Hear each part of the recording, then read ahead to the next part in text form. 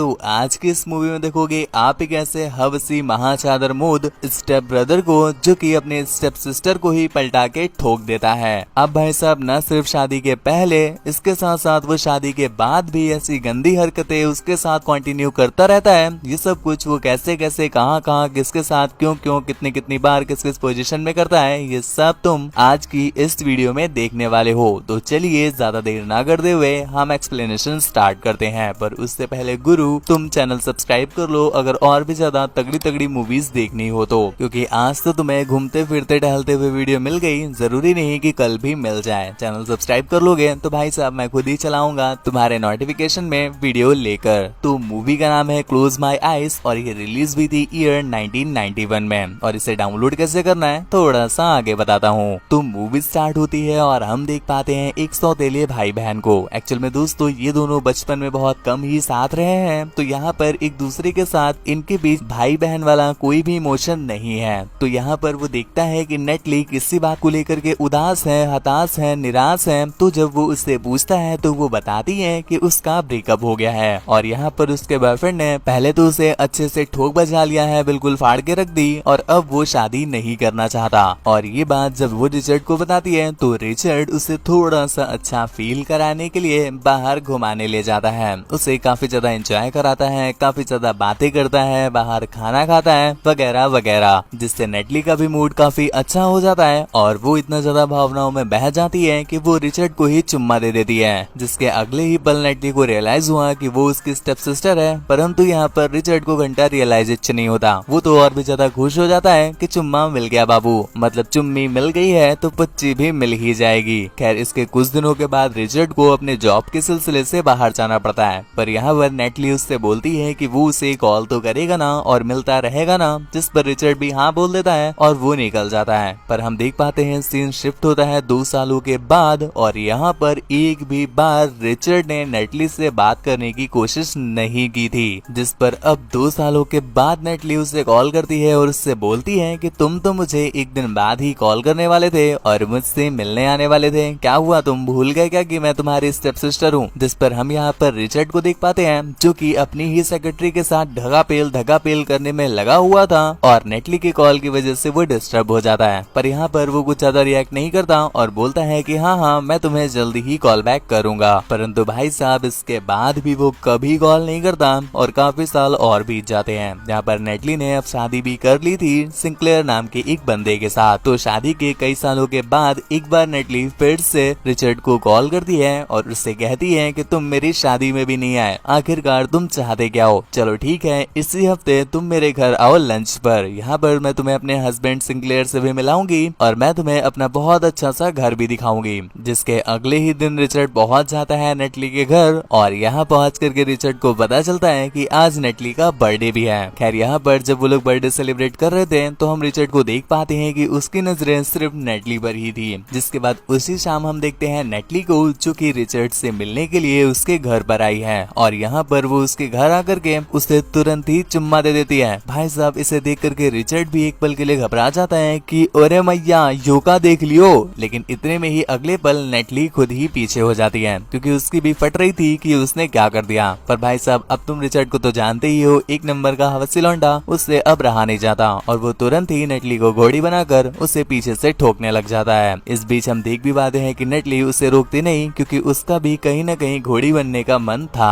खैर दमदार ठुकाई के बाद नेटली उससे बोलती है कि ये हमारा इस बार आखिरी था क्योंकि अब मेरी शादी हो गई है और ये बात अगर ज्यादा फैल गई तो मेरे तो फड़वे लग जाएंगे। जिस पर यहाँ पर हम देख पाते हैं कि रिचर्ड उससे कुछ भी नहीं कहता और उसके अगले ही दिन नेटली का हस्बैंड सिंक्लेयर उसे मिलने के लिए बुलाता है और यहाँ पर वो उसे बातों ही बातों में बताता है कि वो एक फैमिली ट्रिप पर जा रहा है और तुम्हें भी हमारे साथ आना है। रिचर्ड जो कि मौके की तलाश में ही है तो ये मौका वो कैसे ही मिस कर देता और यहाँ पर वो पूरा टाइम पिकनिक में बस नेटली को ही देख रहे थे, जैसे मानो आंखों से ही बजा देंगे उसको। ये सब कुछ देख करके नेटली का दिमाग खराब हो जाता है और वो वहाँ से उठकर कोपचे में चली जाती है। पर यहाँ पर रिचर्ड भैया भी उसे सूंघते सूंघते उसकी लेने के लिए पीछे पीछे वहाँ पहुँच जाते हैं, परंतु यहाँ पर खुला एरिया था तो इनका कार्यक्रम हो नहीं पाता। तो इसी उम्मीद में पिकनिक से लौटने के बाद एक बार फिर से वो नेटली के घर जाते हैं अपना अगला ठुकाई का प्लान शेड्यूल कराने के लिए। पर यहाँ पर नेटली उसे साफ साफ मना कर देती है कि उस दिन वो एक गलती थी और बार बार हम गलती रिपीट नहीं करेंगे। करेंगे। परंतु भाई साहब अब क्या, रिचर्ड का रॉकेट तो चढ़ चुका है और लॉन्च तो कराना ही पड़ेगा। जिस पर नेटली उससे बोलती है कि चलो ठीक है, हम इस बारे में बात करेंगे। और वो उसे एक एड्रेस देती है जो कि सिंक्लेयर के ही एक दूसरे घर का एड्रेस था और ये लोग वहीं पर जाकर के बात करेंगे। अब भाई साहब इतिहास गवाह है कि ओयो में आज तक कोई बात करने के लिए गया है क्या? तो यहाँ पर ये कैसे ही जाते? जी हाँ, सही पकड़े हैं। यहाँ पर भी ये लोग जाते तो बात करने के बहाने से ही हैं। तो यहाँ पर इनकी बातें हो जाती हैं गर्मा गर्म रातें, और फिर इन्होंने क्या क्या किया हम आपको कैसे ही बताते हैं। और यहाँ पर दूसरी तरफ हम देख पाते हैं सिंक्लेयर को, जिसे नेटली ये बताकर गई है कि वो बिजनेस के काम के सिलसिले से बाहर जा रही है और उसने एक होटल का नाम भी बताया था। तो यहाँ पर सिंक्लेयर घर में काफी ज्यादा परेशान हो जाता है क्योंकि उसे अकेले घर संभालना ही नहीं आता था। तो वो उसी होटल में कॉल करके बात करने की कोशिश करता है नेटली से, पर जब उसे होटल से पता चला कि नेटली नाम की कोई गेस्ट उनके होटल में रुकी ही नहीं है, तो भाई साहब सिंक्लेयर की फटके 4 हो जाती है। और यहीं पर दूसरी तरफ नेटली को कुछ भी नहीं पता है। खैर काफी दिनों तक धक्का पेल करने के बाद जब नेटली के गड्ढे गरम गोदाम बन जाते हैं तो वो डिसाइड करती है कि अब से वो बिल्कुल नहीं करेगी। भाई साहब इसके डिसीजन तो बिल्कुल एक मुट्ठल लौंडे के जैसे हो गए हैं, जैसे वो डिसाइड करता है कि बस आज आखिरी, कल से अब बिल्कुल नहीं। वैसे इस लड़की के डिसीजन है, ये हर बार बोलती है कि अब से बिल्कुल नहीं। खैर इस बार जब उसकी ठुकाई का पूरा ट्रिप कंप्लीट होता है तो वो इस बार अपने भाई से बोल देती है कि बस अब आज के बाद तुम्हारा हैंडपंप मेरी नदी के आसपास भी नजर नहीं आना चाहिए। और ये बोलकर वो वापस घर पे चली आती है। हालांकि यहाँ पर सिंक्लेयर उसे चेक करने के लिए एक बार उससे पूछता भी है कि कैसी रही तुम्हारी ट्रिप, जिस पर वो बताती है कि हाँ बहुत बढ़िया। और यहाँ पर वो बातों ही बातों में होटल के बारे में भी पूछता है तो वो बताती है कि हाँ वो इसी होटल में रुकी थी। अब तक सिंक्लेयर का शक बिल्कुल क्लियर हो गया है कि उसकी वाइफ उसे चीट कर रही है। यहाँ पर रिचर्ड, जिसे नेटली ने अब देने से मना कर दिया है, तो वो यहाँ पर ठुकरा के मेरा प्यार इंतकाम देखेगी वाला काम करता है और अपनी ही एक्स को दोबारा पटा लेता है। और यहाँ पर वो जब उसके साथ था तभी नेटली को कॉल करके बताता है कि मैंने एक बाबू बना ली है। जिस पर नेटली उससे तो कुछ नहीं कहती, पर हम देख पाते हैं कि उसे कहीं ना कहीं इस बात का रिग्रेट हो रहा था कि रिचर्ड उसे छोड़ रहा है। तो वो उसे मिलने के लिए बुलाती है और यहाँ पर उससे फिर से वही बात कहती है जो हर बार कहती है कि अब से हम मिलना मिलाना बिल्कुल बंद कर देंगे। पर भाई साहब एज ऑलवेज जब नेटली ने ये बात बोली है तब उसने अपनी पलटा कर दी है। ठीक ऐसा ही होता है इस बार भी कि डायलॉग बोलने के बाद वो घोड़ी बन जाती है और वो पीछे से अपना घोड़ा उसकी घोड़ी में दे देता है। और यहाँ पर होता है इनका जम के धक्का पेल। और इसके बाद फाइनली कुछ ज्यादा ही स्ट्रिक्ट होकर के नेटली बोलती है कि आज के बाद तुम अपना हैंड पंप मुझे कभी मत दिखाना। और ये बोलकर वो वहाँ से चली जाती है। ऐसे करते करते काफी दिन बीत जाते हैं और यहाँ पर रिचर्ड नेटली की याद में हिलाए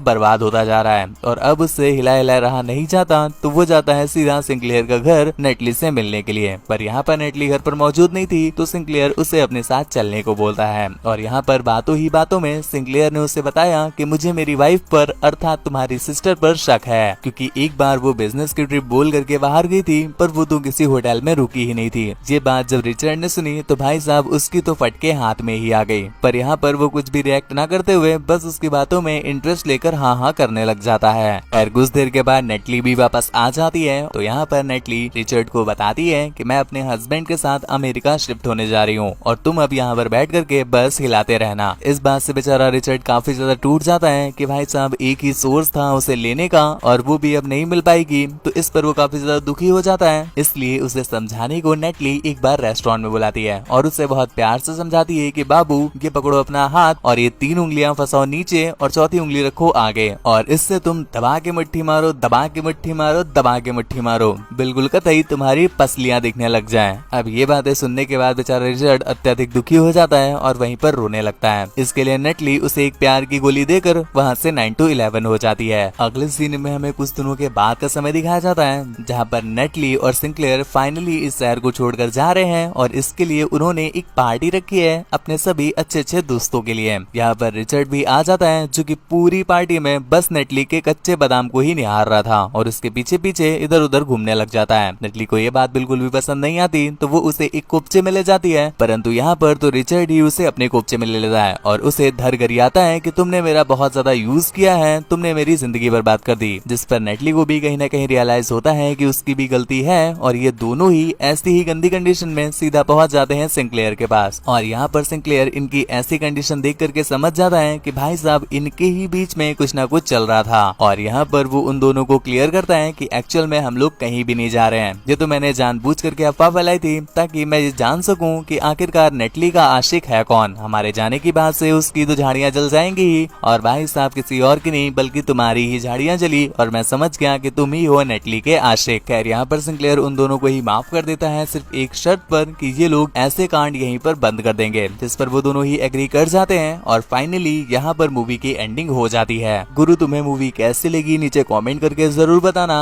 ऐसी ही और भी ज्यादा तगड़ी तगड़ी मूवीज के लिए चैनल को तुम सब्सक्राइब ही नहीं करते हो तो मेरे भाई चैनल को सब्सक्राइब कर लेना, क्योंकि आज तो तुम्हारी किस्मत अच्छी थी कि भूलते भटकते हुए तुम्हें वीडियो मिल गई। जरूरी नहीं कि कल भी यूट्यूब तुम्हें वीडियो दिखाए, तो इससे अच्छा चैनल सब्सक्राइब कर लो, 1 सेकंड लगेगा। उसके बाद से हर रोज मैं तुम्हारे पास वीडियो लेकर के नोटिफिकेशन में पहुंच जाऊंगा। वीडियो को तुमने अभी तक लाइक नहीं किया है तो मेरे भाई वीडियो को एक छोटा सा लाइक कर देना। इसके साथ साथ मुझसे बात वगैरह करना चाहते हो या मुझे देखना चाहते हो तो इंस्टा पर फॉलो करके मैसेज कर लो। देखो इंस्टा आईडी तुम्हें स्क्रीन पर दिख रही है, लिंक नीचे डिस्क्रिप्शन में दिया हुआ है और इंस्टा यूजर नेम है मेरा आपका शिवाय। और मूवी को डाउनलोड करना चाहते हो तो मेरे भाई डिस्क्रिप्शन में जाओ, वहाँ पर टेलीग्राम चैनल का लिंक दिया है, उस पर क्लिक करके उसे ज्वाइन करो। वहाँ पर आपको सारी मूवीज के लिंक मिल जाएंगे। तो आज के लिए बस इतना ही। Thank you, bye bye, signing of.